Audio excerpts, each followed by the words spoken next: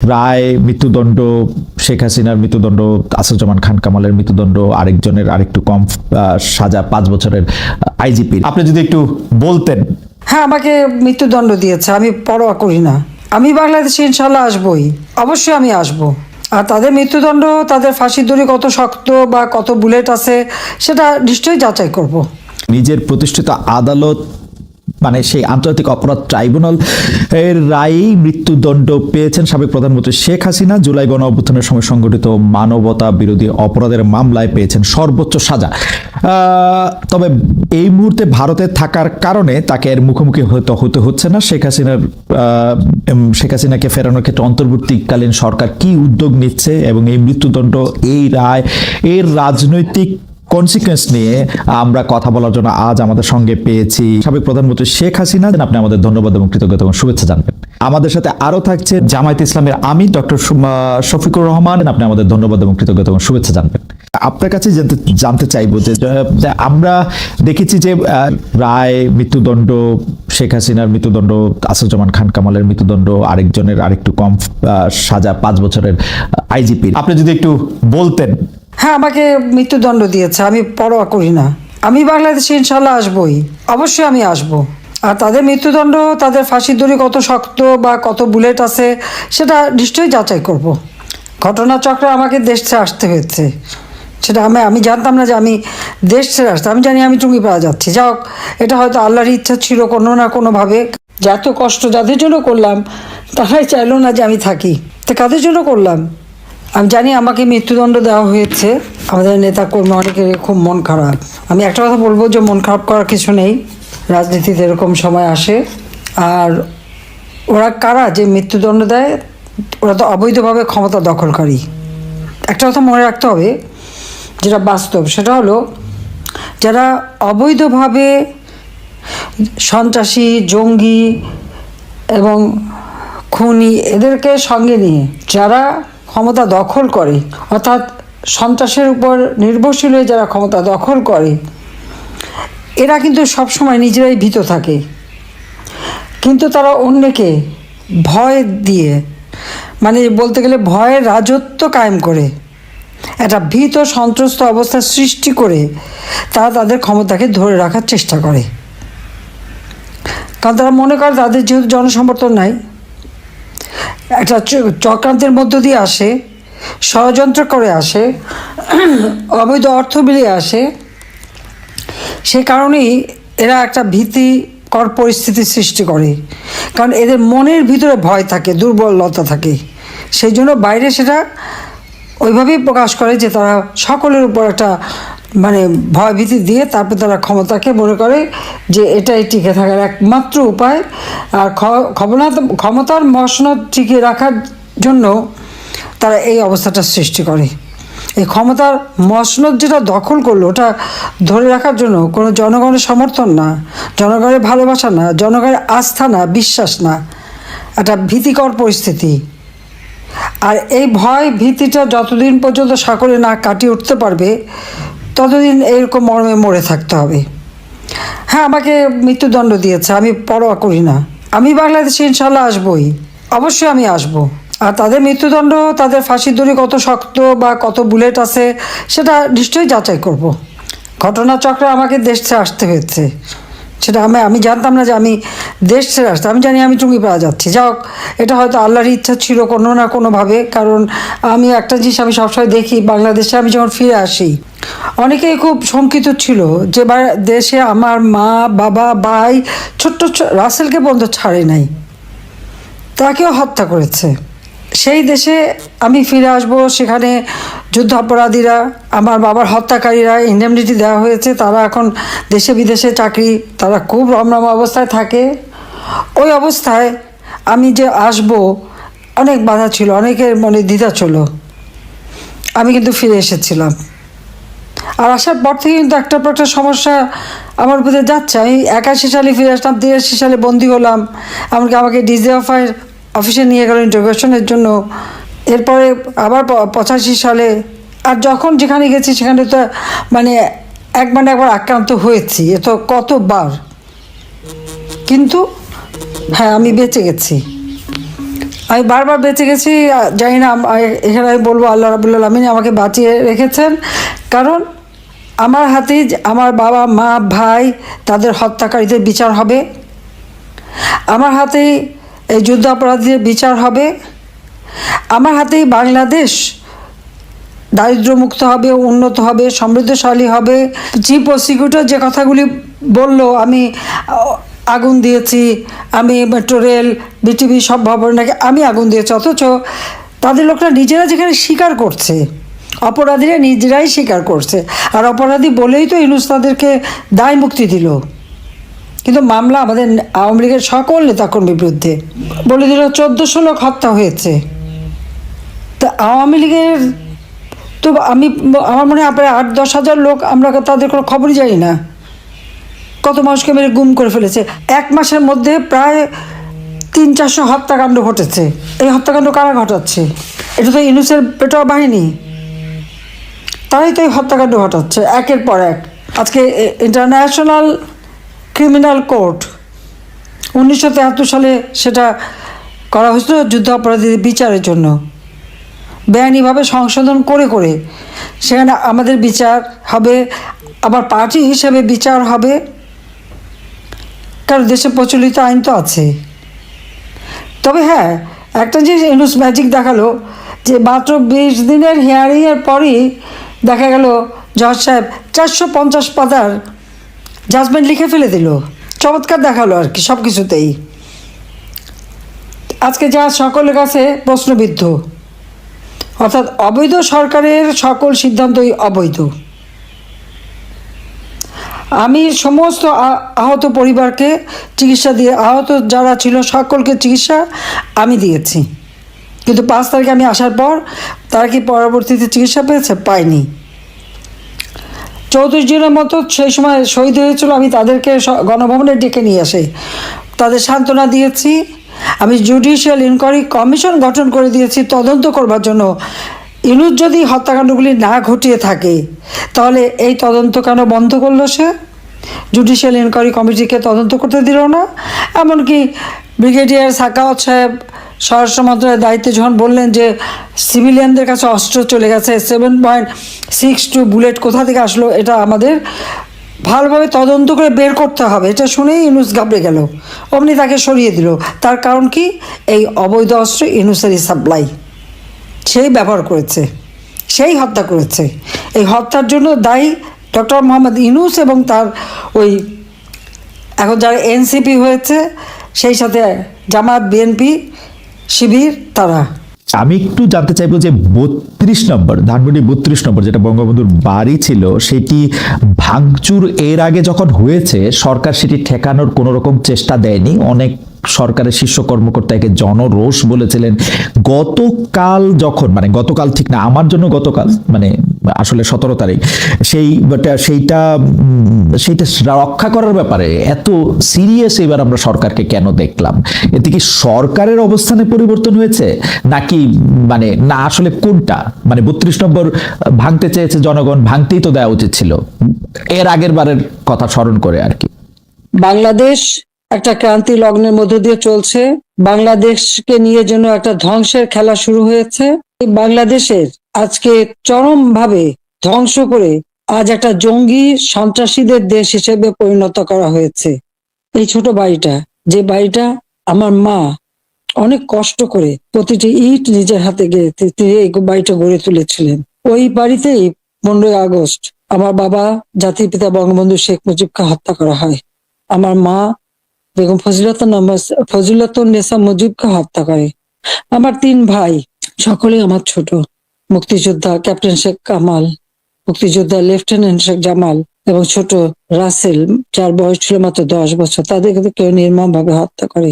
কামাল জামালের নবপরিণীতা বধূ সুলতানা এবং রোজি জামালকে হত্যা করে। আমার একমাত্র চাচা শেখ আবু নাসের, তিনিও মুক্তিযোদ্ধা, পঙ্গু ছিলেন, ঘাতকের নির্মম বুলেটে আঘাতে তিনিও জীবন হারান। যে স্মৃতিটুকু নিয়ে 2 বোন বেঁচে ছিলাম, আজকে সেই স্মৃতিটুকু ভেঙে ফেলা হচ্ছে। এর আগে আগুন দিয়ে পুড়িয়েছে, আজকে তা ভেঙে ফেলা হচ্ছে। হ্যাঁ, একটা দালান ভেঙে ফেলতে পারে, ইতিহাস মুছতে পারবে না। একবার ভাঙলে আবার আমরা গড়তে পারবো। এই বাংলাদেশ আবার মাথা তুলে দাঁড়াবে, বাংলাদেশের মানুষ আবার বিশ্ব দরবারে মাথা উঁচু করে দাঁড়াবে। আল্লাহ যখন বাঁচিয়ে রেখেছেন, তো নিশ্চয়ই আমার কিছু কাজ বাকি আছে, সেটুকু করার জন্য আল্লাহ বাঁচিয়ে রেখেছেন। নইলে বারবার কেন মৃত্যুর হাত থেকে বেঁচে আসবো? মানুষের দোয়া, উপরে আল্লাহ রাব্বুল আলামিন ওই গ্রেনেড হামলা, গুলি, বোমা সব জায়গা থেকে তো আমাকে রক্ষা করে নিয়ে এসেছেন। এবারেও তো সেই একই অবস্থা। এবার তো একটাই লক্ষ্য ছিল, তার মেটিকুলাস ডিজাইনই ছিল ইউনূস সাহেবের আমাকে 2 বোনকে হত্যা করা। তারপরেও কিভাবে আল্লাহ আমাদেরকে রক্ষা করেছেন।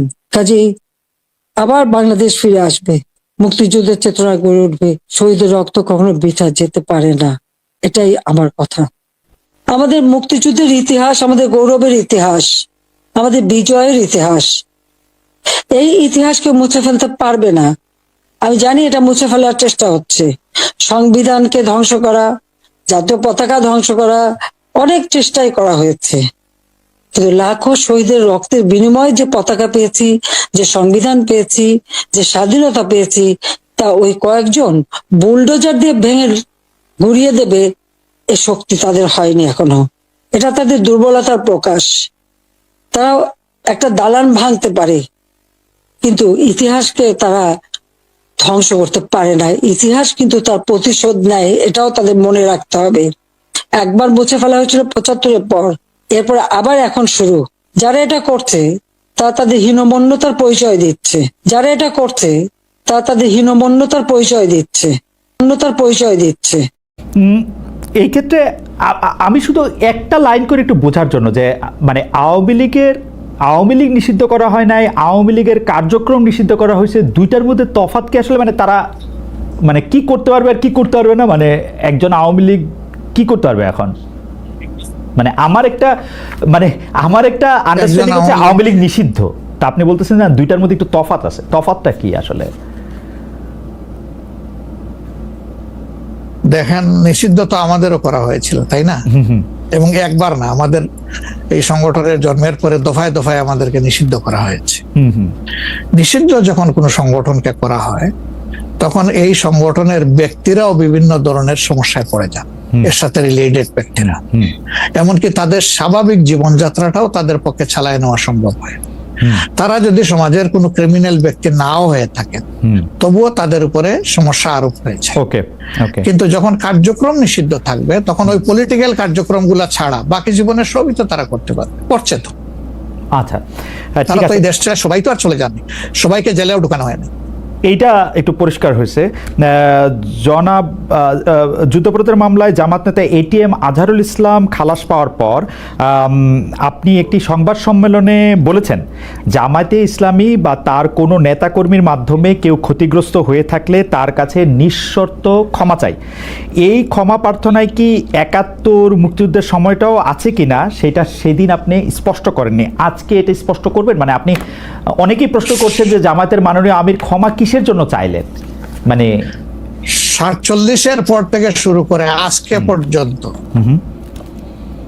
শুধু ৭১ না, ৪৭-এর পর থেকে শুরু করে আজকে পর্যন্ত আমাদের দ্বারা যত মানুষ যত জায়গায় কষ্ট পেয়েছে, কেউ যদি ক্ষতিগ্রস্ত হয়ে থাকে, সেই মানুষগুলো, তাদের সকলের কাছে আমি বিনা শর্তে ক্ষমা চেয়েছি।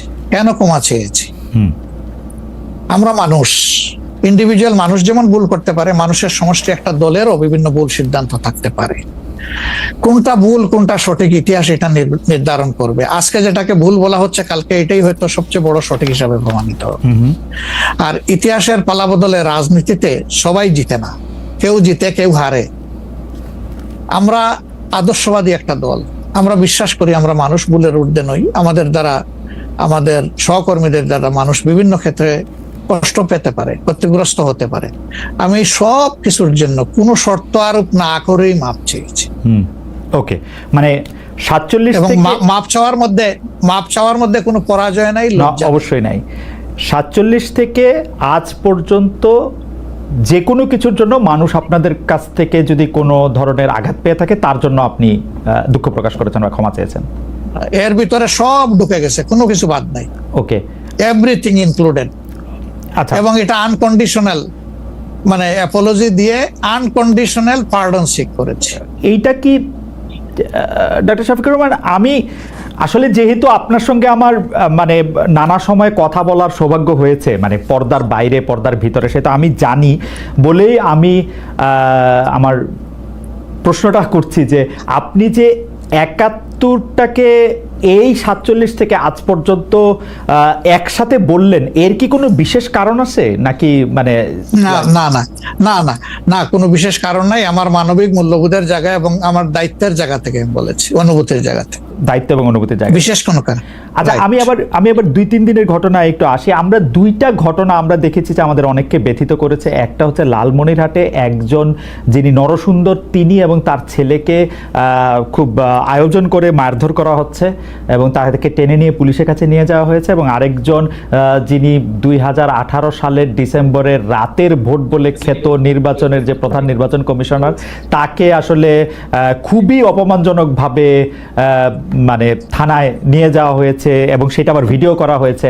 মানে আমি সাধারণভাবে যেটা বুঝি, আপনি আমাকে শাস্তি দিতে পারেন, আপনি আমাকে মৃত্যু দিতে পারেন, কিন্তু মানুষ হিসাবে আরেকটা মানুষকে অসম্মান করার অধিকার যে আমাদের নাই, এইটা কি মানে মানে নাকি এইটা আমাদের আছে কারণ তারা একটা খারাপ কাজ করেছিল, এরকম কি? মানে আমি জানি না, মানে অনেকে তার আরেকজন, জি আপনি বলেন, আরেকজন খারাপ কাজ করেছেন বলে আমিও করব? এটা কোনো যুক্তি? আমি আরেকজনের খারাপে কষ্ট পেলাম, ক্ষতিগ্রস্ত হলাম, এখন আমি সেম অথবা ওয়ার্স দেন দিস আরো খারাপ কিছু করলাম তার সাথে, সেটা কি কোনো মানবিক আচরণ বলে গণ্য হবে? নিশ্চয়ই না। তবে দেখেন, আমরা এটাকে কখনো সমর্থন করি না, কিন্তু পরিবেশ, প্রেক্ষাপট, স্থান, কাল, পাত্র, মানুষ কোনো জিনিসকে যখন লাইক করে না তখন প্রকাশ্যে হয় তার প্রতিবাদ করে, না হয় মনে মনে ঘৃণা করে, অথবা সে শক্তি থাকলে প্রতিরোধ করে। এই তিনটা স্টেজ থাকে, এটা হাদিসের ভাষা অনুযায়ী। তো এই অবস্থায় আমরা হয়তো ভিজিবল সেরকম প্রটেস্ট অনেক ক্ষেত্রেই করতে পারি না, কিন্তু আমরা এগুলাকে মনের দিক থেকে সাপোর্ট তো করি না, আমরা বরঞ্চ মনে করি যে এগুলা আরেকটা অপরাধ। ডেফিনেটলি সিইসি যিনি ছিলেন, তিনি তো একজন মানুষ, তিনি এই রাষ্ট্রের একজন সিভিল সার্ভেন্টও ছিলেন এবং উঁচু পর্যায়ে তিনি দায়িত্ব পালন করে তিনি রিটায়ার করেছেন। তিনি নিশ্চয়ই কাজ ভালো করেন নাই, অনেকগুলা খারাপ কাজ করেছেন। সেই সময়টা জনপ্রত্যাশার এগেনস্টে গিয়ে করেছেন, সত্য তথ্যের উপর না থেকে অসত্য তথ্য তিনি তার সংস্থা থেকে বলেছেন, সেগুলো সব খারাপ। তো তার জন্য তো আদালত আছে, কিন্তু আদালতে যাবেন, আমি তাদেরকে আদালতে নিয়ে যাই, আইনের আওতায় নিয়ে যাই, কিন্তু আইন আমার হাতে আমি তুলে নেবো কেন? এটা তো কোনো অবস্থায় আমরা সমর্থন করবো না। এই জন্য আপনার স্মরণ থাকার কথা, ৫ তারিখ রাত্রেই আমরা ঘোষণা করেছি যে ব্যক্তিগতভাবে আমরা কারো উপর থেকে কোনো প্রতিশোধ নেব না এবং আমরা নেইনি। আমাদের ২-১টা ব্যতিক্রম ঘটনা ঘটেছে, আমরা তাদেরকে শাস্তি দিয়েছি, আমরা ছাড় দেই নাই কাউ। আমাদের এই ঘটনাগুলো র্যান্ডম না, ব্যাপক না, ২-১টা বিচ্ছিন্ন ঘটনা, আমরা কাউকে ছাড় দেই। আমরা যেহেতু আপনার সময় কম, আমরা দ্রুত একটা বিষয় থেকে আরেকটা বিষয়ে যেতে হচ্ছে। সম্প্রতি আপনি একটি ভাষণে বলেছেন, আমি এখানে ছোট্ট একটু অ্যাড করতে চাই। জি প্লিজ। এই যে মব, যেটাকে এখন মব বলা হচ্ছে, এর চাইতে কিন্তু আরো নিকৃষ্ট মব কিন্তু গত ১৫.৫ বছর মানুষ প্রত্যক্ষ করেছে। ইভেন আপনাদের সাংবাদিকদের সাথে হয়েছে, আরো অনেকের সাথে, পলিটিশিয়ানদের সাথে তো এগুলো কোনো ডাল ভাত, কোনো ব্যাপারই ছিল না, সিভিল সোসাইটির মানুষের সাথে, শিক্ষকদের সাথে। কিন্তু ওইগুলা দিয়ে আমরা এটাকে জাস্টিফাই করতে চাই। হয়েছে বলেই আমরা সবাই মিলেই কিন্তু এগুলি প্রতিরোধ করেছি, প্রতিবাদ করেছি। আসলে যে যার জায়গা থেকে প্রচন্ড ভাবে প্রতিবাদ করেছে। আমার মনে আছে ডয়েচে ভেলেতে থাকতে আমি একবার শেখ হাসিনার নাম করে এতবার বলতেছিলাম যে কেন তিনি এটি করবেন, কেন তার এটি সমালোচনা করা যাবে না, এবং কেন তার এটা, মানে আমার মনে আছে যে মানে আমার সাংবাদিকতায় আমি কোনো সময় অ্যাক্টিভিজম করতে চাই না বা অ্যাক্টিভিজমের জায়গা থেকে, কিন্তু এইগুলির প্রতিবাদ আমরা সবাই মিলেই আসলে করেছিলাম, যে যার অবস্থান থেকে। রাজনীতিবিদরা এখনো আমাদেরকে করতে হবে, এখনো যদি আমরা সেই জায়গার মধ্যেই থাকি এবং কেউ কেউ আমরা এটা বলি যে তারা করেছে সেজন্য এটা ঠিক আছে, সেইটার ব্যাপারে আপনার কাছে বিচার দিতে চাইছি। প্রশ্নই ওঠে না, এটাকে সাপোর্ট করা যাবে না। আরেকজন অন্যায় করেছে তাই আমি আরেকটা অন্যায় করবো, এটা চলবে না।